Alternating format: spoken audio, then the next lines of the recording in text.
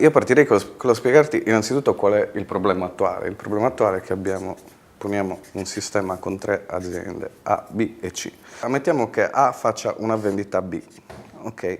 B non ha la liquidità perché aspetta la liquidità da C, che non arriva, perché C non ha la liquidità necessaria.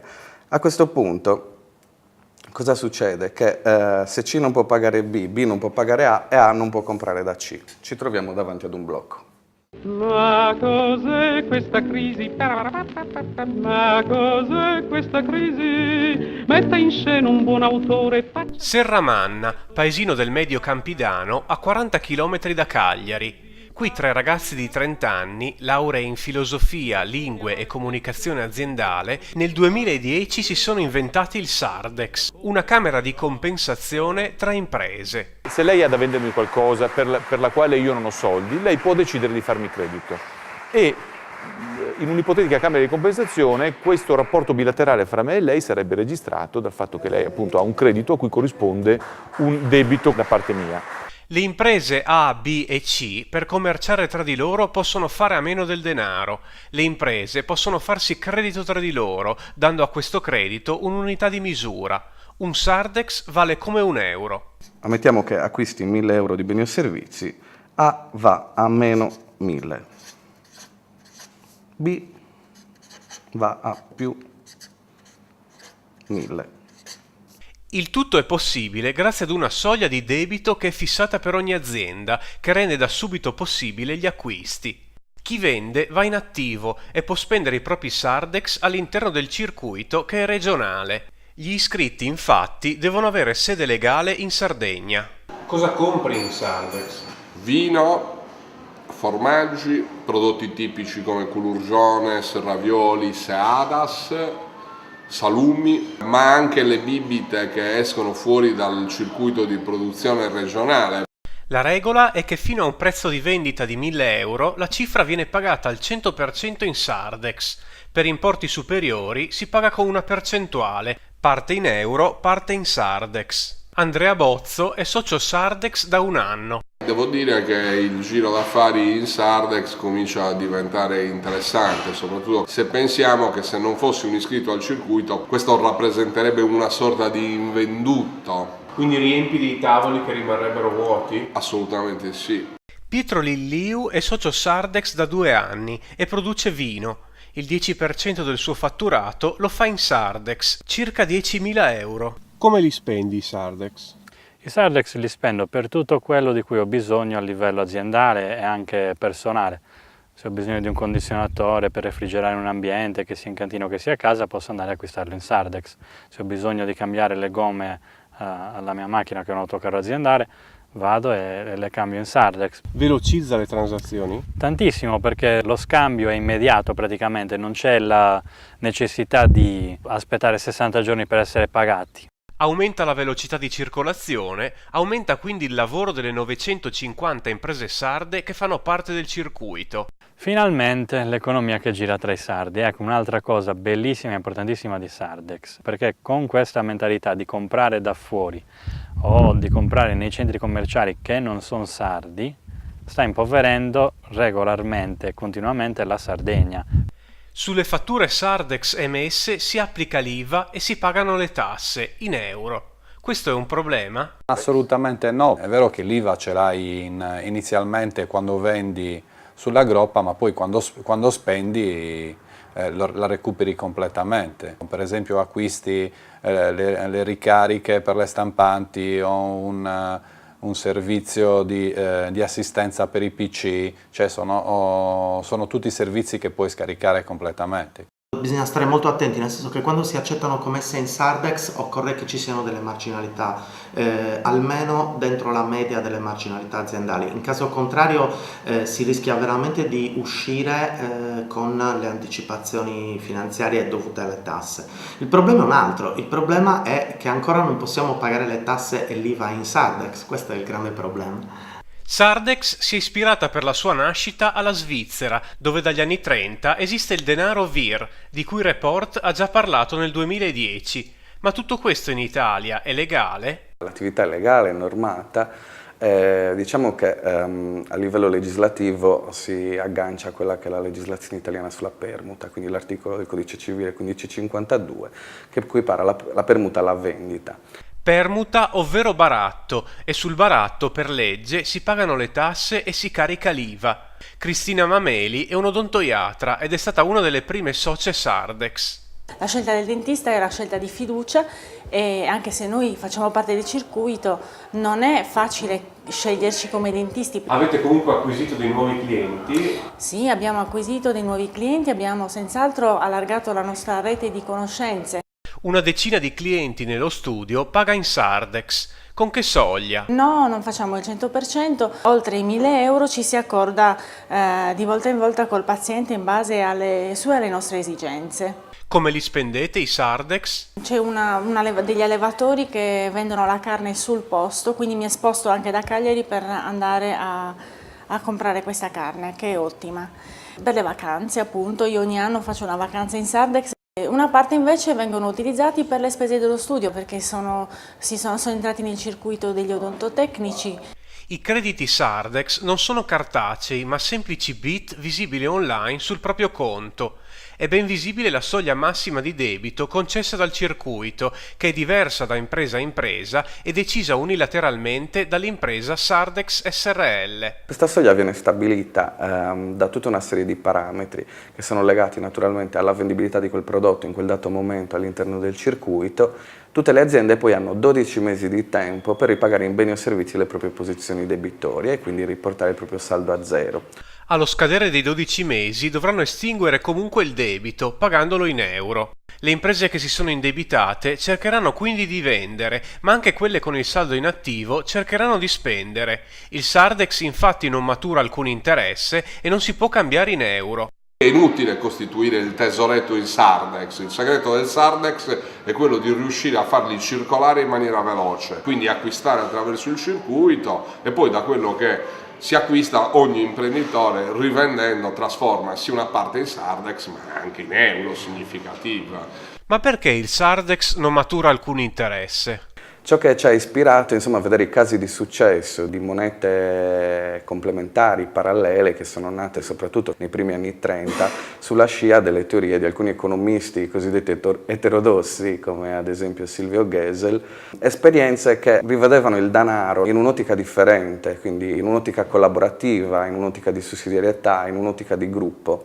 E soprattutto avevano individuato queste esperienze nella presenza degli interessi e di conseguenza degli interessi compositi uno dei principali problemi rispetto agli squilibri che poi vanno a crearsi all'interno del sistema. Insomma, ci basta vedere la situazione attuale in cui un piccolo nucleo di persone comunque detiene delle ricchezze enormi, spesso a discapito, proprio grazie al meccanismo delle rendite e degli interessi, del resto della popolazione.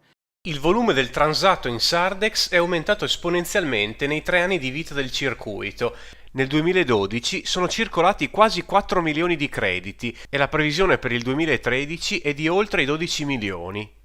Inizialmente erano previste delle commissioni in percentuale sulle transazioni, ma negli ultimi 2 anni sono state eliminate. Vogliamo che la rete cresca perché appunto col crescere della rete aumentano i vantaggi per tutti e proprio per questa ragione abbiamo azzerato le commissioni.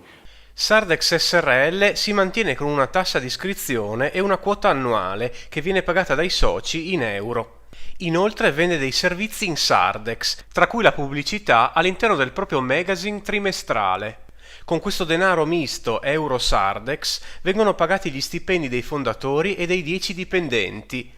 Anche i collaboratori esterni, come i commerciali e i broker, si trovano in busta paga circa il 30% dello stipendio in Sardex. Tu in Sardex cosa hai comprato? Io sono andata dal dentista, per esempio, l'ho pagato in crediti, poi le gomme della macchina e insomma vedo altre spese di carta, normale amministrazione. Mangiare, ieri abbiamo mangiato in crediti. Al momento la base associativa non ha ancora nessuna rappresentazione all'interno della società. Teoricamente voi potreste caricarvi il vostro conto di Sardex e diventare dei miliardari di Sardex. Chi è che controlla o previene questa eventualità? Fondamentalmente è il nostro buonsenso. Secondariamente il fatto che siamo nati per creare qualcosa che durasse nel tempo e appunto creare dal nulla crediti è il modo migliore perché le cose non durino nel tempo ma scoppino come delle bolle. Quello che abbiamo intenzione di fare è far sì che gli stessi iscritti si ritrovino, oltre che iscritti al circuito, anche partecipanti di un altro soggetto, verosimilmente un'associazione degli iscritti, e che questa stessa associazione abbia anche degli organi che abbiano una serie di funzioni, da quella consultiva e anche delle funzioni di controllo.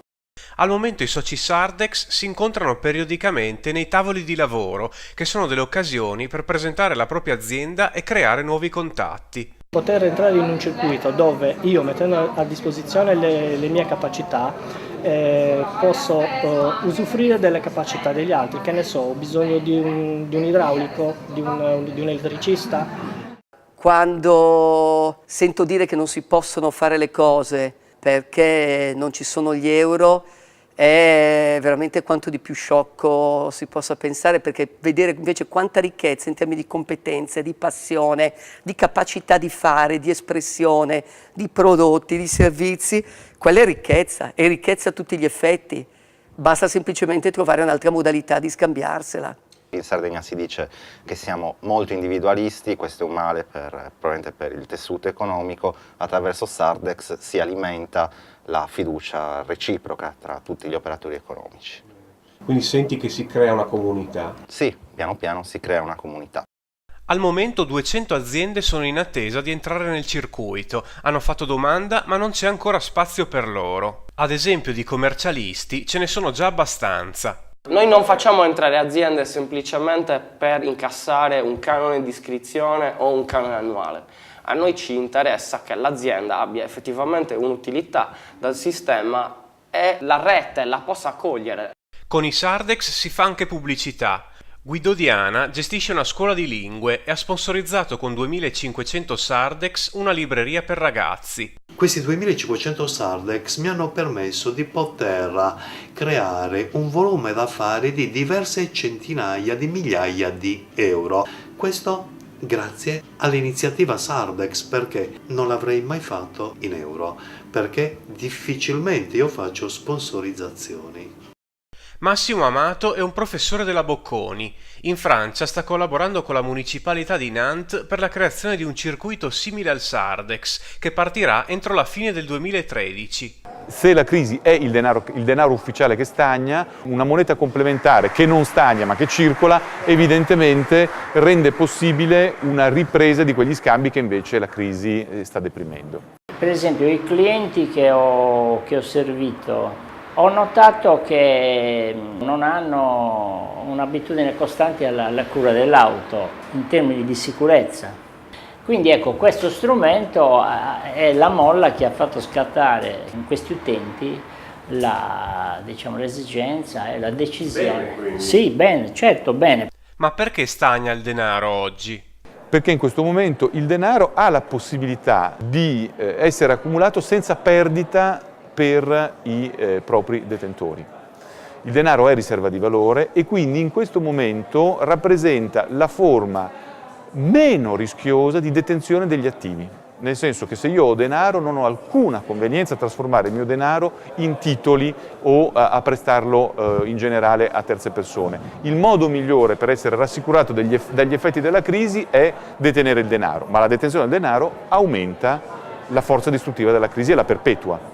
Se tutte le aziende dell'isola fossero socie Sardex, ci sarebbe ancora un vantaggio ad appartenere al circuito? Quello che gli economisti ufficiali non vedono è che un sistema di compensazione non è semplicemente un sistema di referenze per cui io strapperei in questo modo dei clienti a chi resta fuori, ma è un sistema di concessione mutua di credito a dei costi che sono strutturalmente inferiori ai costi con cui questo stesso credito viene fornito dal sistema finanziario. Se allarghiamo a 1000 imprese, qualcuno comincia a avere qualche dubbio che qualcuna di queste possa fallire, per esempio. Se allarghiamo a 10.000, questa probabilità aumenta. Se allarghiamo a 100.000, Aumentano i vantaggi di allargare il mercato, indubbiamente, però aumentano anche i rischi dell'uso della moneta.